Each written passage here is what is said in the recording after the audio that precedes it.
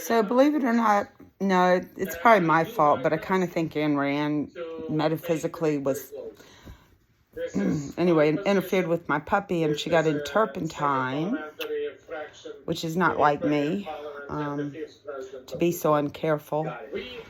But anyway, so we've been through an ordeal, and when she first got it on her, she was screaming in pain. It must have really been sensitive. And so I put her in the bathtub, and I was trying to wash it off and she bit me a couple times. I mean, she's in a lot of pain. She's not a bitey kind of dog at all. And she bit me. I mean, I had a little bit of infection. It wasn't that bad. See? But it was like she thought about it, and then she realized she was in such pain she had to let me know, and she bit me. But I want to tell you, too, that psychological pain can do that, cause people to do things that are violent. So when somebody does something and they're psychologically disturbed or unbalanced with the chemistry in their brain, they will do things they normally wouldn't do. And so I think you need to handle psychiatric or psychological illness when people are acting out in a negative, violent manner as an illness. They're in pain. They're in deep, deep psychological pain. And I've seen it in my own family. I've seen my parents act in ways that were like, it didn't make any sense. But I grew up that way. And so it seemed quite normal to me. And then, as I ventured out into the world, I realized that not all families, most families aren't that way. The parents don't get, they don't do things like that. So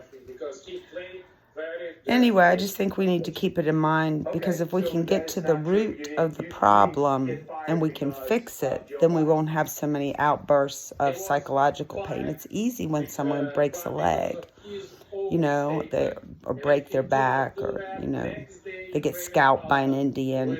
But you don't know the deeper level of psychological pain in your brain of not thinking correctly, and, maybe your synapses are not computing information correctly, and so you're misreading things. And I can speak from experience with bipolar.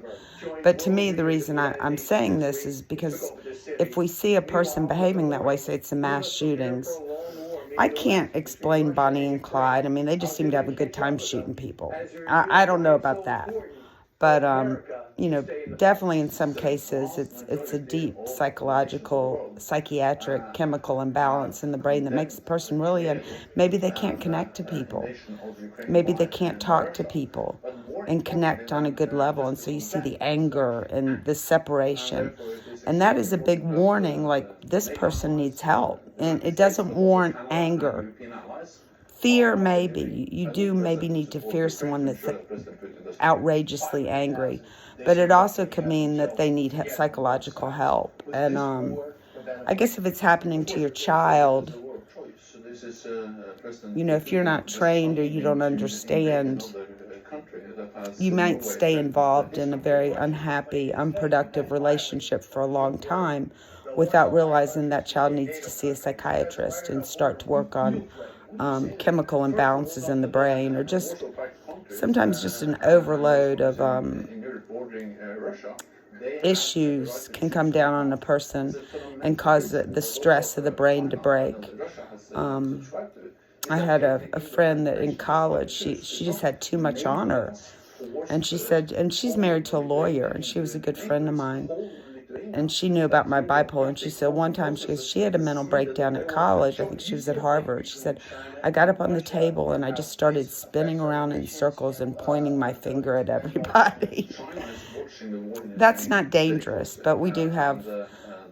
I just wish more people realized. I wish everyone realized. I wish we'd have brain health in schools so everybody'd recognize it and get the person help before it gets in a terrible place where the person's on drugs or homeless or does a violent act. It stems from the chemicals in your brain. And you may have a disorder, or you may just be overly stressed. You could be abused. People that are sexually abused as children, the trauma can change your brain.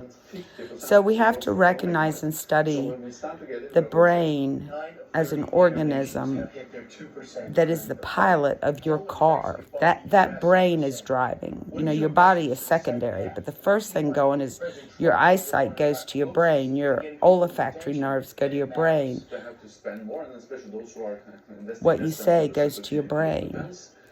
One of my favorite people said something. He said, "My mom always told me that this is a fence to that." And I said, "That's genius. That's great. Yeah, think of it as a fence if you possibly can." I know if I'm in a manic state, I'm not as aware. You know, I just and you know, I think maybe I'm delusional a lot. I don't know if I am or not. You know, I guess I function on my medication within a certain realm of normal, but it's a certain realm. It may not be totally normal compared to other people. And so I believe in the metaphysical. I believe in energy sources that are not measured. So the universe would say, I'm right.